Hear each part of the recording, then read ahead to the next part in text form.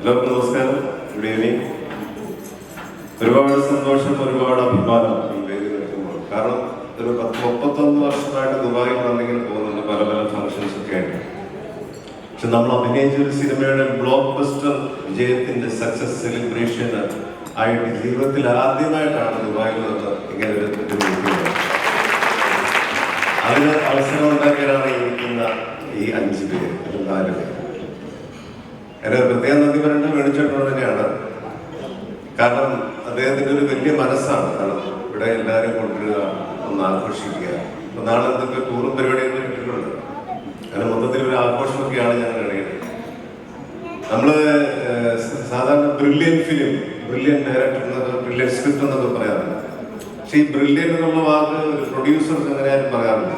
അങ്ങനെയുള്ളൊരു ബ്രില്യൻ പ്രൊഡ്യൂസറാണ് മലയാളത്തിലെ വേണിച്ചേട്ടൻ. നമ്മുടെ തുടങ്ങുന്നത് അദ്ദേഹത്തെ പോലെ ആൾക്കാരിൽ സിനിമ ഉണ്ടാവില്ല, രേഖാചിത്രം തുടക്കം. അപ്പൊ അങ്ങനെയായിരുന്നു രേഖാചിത്രത്തിന്റെ തുടക്കം. എന്നെ ആൻഡോ ജോസഫാണ് ആദ്യമായിട്ട് വിളിക്കുന്നത്. അതായത് നമ്മുടെ ജോഫിനില്ലേ, ട്വിസ്റ്റ് ചെയ്ത ജോഫിനൊന്ന് വിളിക്കും, ചേട്ടനൊന്ന് ഒരു കഥ കേൾക്കണം, ഒരു ക്യാരക്ടർ ഉണ്ടാകും, ഞാൻ വിളിക്കാൻ പറയാം. അല്ലെ ജോഫിൻ എന്നെ വിളിക്കുന്നു, കഥ മുഴുവൻ പറയുന്നു, എന്റെ ക്യാരക്ടറിനെ ഹൈലൈറ്റ് ചെയ്ത് സംസാരിക്കുന്നു വക്കച്ചൻ. അപ്പൊ ഞാനത് ഉറപ്പായിട്ട് നമ്മൾ ചെയ്യുന്നു, ഒരു സംശയമില്ല. അപ്പൊ ജോഫിൻ ചെറുതായിട്ട് തിരിച്ചു. ഞാൻ എന്തോ ചെയ്യും ജോഫിൻ? അല്ല, എന്നോട് ആൻഡ്രോച്ചേട്ടൻ പറഞ്ഞത് ഒരു കാര്യം വെച്ചാൽ ജോഫിനൊന്ന് വിളിച്ച് നോക്ക്, എനിക്ക് തോന്നുന്നില്ല പുള്ളി സംഭവിക്കുന്നു എന്ന് പറഞ്ഞു. ശരിയല്ലേ? അതെന്താ എനിക്ക് ഇപ്പോഴും മനസ്സിലായിട്ടില്ല.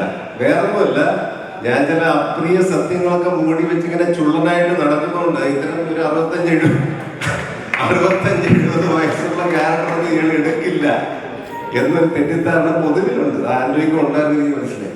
അങ്ങനെയൊന്നുമില്ല, എല്ലാ കാലത്തും നല്ല ക്യാരക്ടറാണെങ്കിൽ അതവിടെ കൈ കൊടുത്തിരിക്കും. സിനിമയിൽ വന്ന കാലം മുതൽ ഒരുപാട് വേറിട്ട കഥാപാത്രങ്ങൾ ചെയ്തിട്ടുള്ളത് അങ്ങനെ ശീലമുണ്ട്. പിന്നെ ഇടക്കാലം അങ്ങനെയുള്ള കഥാപാത്രങ്ങൾ വരാത്തതുകൊണ്ട് കൈ കൊടുക്കാറില്ല. പക്ഷെ ഇത് കേട്ട വഴിക്ക് കേൾക്കുന്നു. അതുകൊണ്ട് എന്റെ വക്കച്ചൻ എനിക്ക് ഒരുപാട് ഇഷ്ടമായി. എനിക്ക് അവസരമൊരുക്കുന്ന ജോഫിൻ, ജോണ്, രാമോസുരി, തീർച്ചയായിട്ടും നമ്മുടെ പ്രൊഡ്യൂസർ ആൻഡോ ജോസഫ്. നമ്മുടെ ഈ സിനിമയ്ക്ക് നടക്കാൻ കാരണം പ്രധാനപ്പെട്ട ഒരാൾ മമ്മൂക്കയാണ്. മമ്മൂക്കയും സ്മരിക്കുന്നു. പിന്നെ എൻ്റെ പ്രിയപ്പെട്ട